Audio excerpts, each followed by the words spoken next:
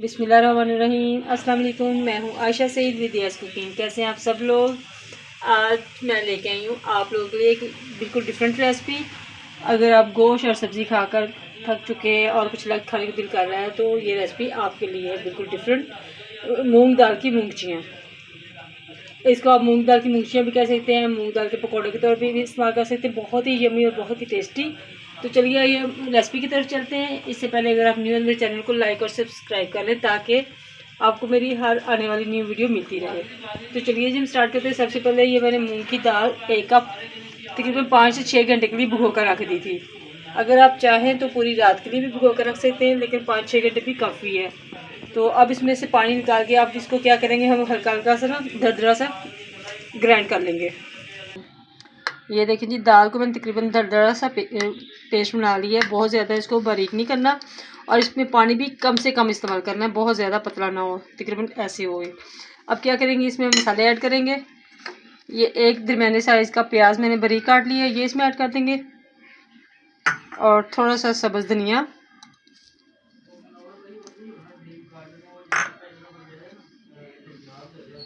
और ये इसमें मसाले ऐड करेंगे। 1 चम्मच तकरीबन कुटा हुआ ज़ीरा और धनिया, और थोड़ा सा इसमें मीठा सोडा ऐड होगा। 1 चम्मच छोटा यानी टीस्पून लाल मिर्च, 1 टीस्पून नमक, हाफ़ टी स्पून इसमें कुटी हुई लाल मिर्च जाएगी, और हाफ़ टी स्पून इसमें गरम मसाला डालेंगे हम। ये सारी मसाले इसमें ऐड करके हम इसको अच्छी तरह से मिक्स कर लेंगे। नमक मिर्च थोड़ा सा कम या ज़्यादा आप अपनी टेस्ट के मुताबिक भी कर सकते हैं। इसको अब हम मिक्स कर लेंगे। बहुत ही ज़बरदस्त बनेगा ये। पहले इसके हम पकौड़े बना लेंगे। आपने पूरी वीडियो देखनी है, कोई भी चीज़ स्किप नहीं करनी। बड़ी ज़बरदस्त डिश बनने वाली है ये जो हमारा मिक्सचर रेडी हो गया है, और ये ऑयल मैंने गर्म होने के लिए डाल दिया था। बहुत ज़्यादा तेज़ गर्म ऑयल में नहीं डालेंगे इसको हम। अब इसके हाथ से ऐसे हम छोटे छोटे से पकौड़े इसमें डालते जाएंगे। बहुत बड़े बड़े पकौड़े नहीं बनाएंगे हम, बस दरमियाने साइज़ के छोटे छोटे से पकौड़े डालते जाएंगे। ये देखें जी, तकरीबन 3 से 4 मिनट मैंने इसको दरमियानी आंच पे फ्राई किया, और कितने ज़बरदस्त कलर हो गया। ये हमारी मूंगफलियाँ तकरीबन रेडी हो गई हैं। इसको आप मूंग के पकौड़े भी कह सकते हैं और ख़ाली पकौड़ों के तौर पे भी इस्तेमाल कर सकते हैं। बहुत ही ज़बरदस्त टेस्ट है।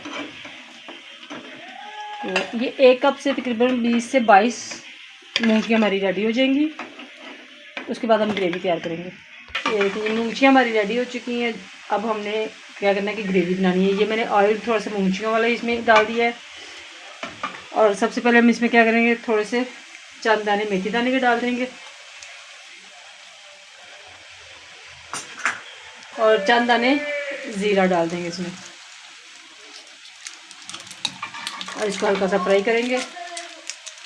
और ये एक दरमियाने साइज़ का तकरीबन प्याज मैंने लेके इसको ग्राइंड करके पेस्ट बना लिया था, इसको इसमें डाल देंगे और थोड़ी देर तक इसको अच्छी तरह से भून लेंगे ताकि प्याज का कच्चापन ख़त्म हो जाए।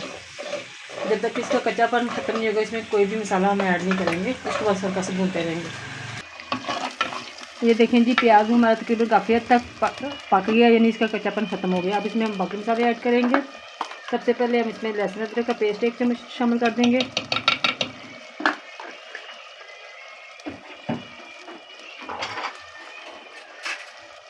उसके बाद इसमें हम 1 छोटा चम्मच लाल मिर्च ऐड करेंगे। आप अपनी टेस्ट के मुताबिक कम या ज़्यादा कर सकते हैं। हाफ़ टी स्पून इसमें हम नमक ऐड कर देंगे,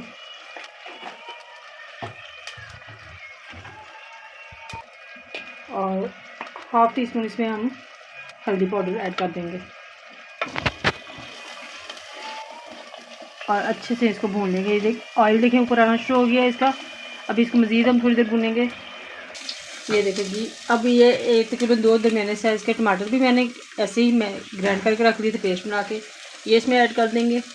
इसमें हम कोई भी चीज़ यानी कटी हुई नहीं डाल रहे, ग्राइंड की भी डाल रहे ताकि इसकी ग्रेवी ज़्यादा अच्छी बने, और ग्रेवी जितनी अच्छी बनेगी इसका टेस्ट उतना ही ज़्यादा अच्छा आएगा। अभी इसको मज़ीद 2 से 3 मिनट मज़ीद भूनेंगे ताकि टमाटर का कच्चापन भी ख़त्म हो जाए। ये देखें माशाल्लाह माशाल्लाह कितना ज़बरदस्त सी ग्रेवी हमारी रेडी हो रही है। ऑयल तकरीबन ऊपर आना शुरू हो गया है। अभी इसमें क्या करेंगे, 2 से 3 टेबलस्पून हम इसमें दही भी ऐड कर देंगे और मज़ीद इसको भूनते जाएंगे। और साथ ही साथ हम इसमें 1 चम्मच कुटा हुआ ज़ीरा और धनिया पाउडर भी ऐड कर देंगे।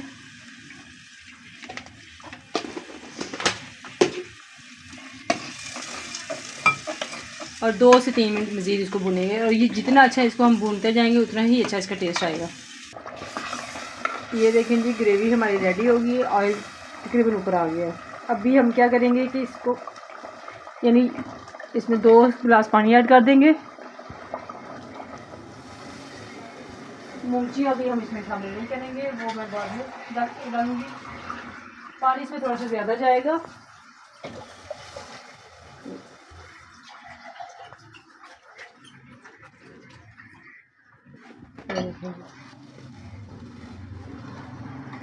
मैंने तकरीबन इसमें 2 से 2.5 गिलास पानी ऐड किया है और इसको अब हम 2 से 3 मिनट के लिए पकने देंगे ताकि अच्छी तरह ये पक जाए। मूंगफली अभी बाद में शामिल करेंगे। इसको ढककर हम इसको 2 से 3 मिनट के लिए पकने दें छोड़। ये देखें जी, तकरीबन 4 से 5 मिनट हमने इसको पकाया है।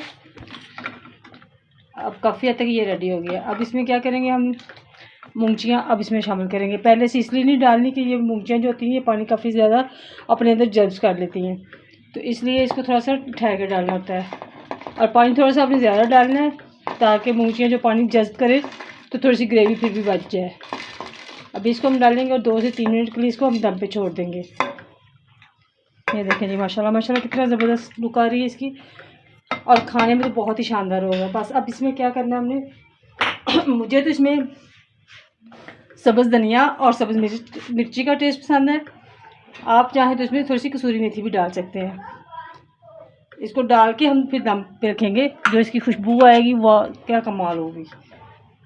अब 2 से 3 मिनट इसको हम दम पे छोड़ देंगे। माशाल्लाह माशाल्लाह, ये देखें जी, हमारी बहुत ही ज़बरदस्त सी मूंगफलियाँ रेडी हो गई हैं।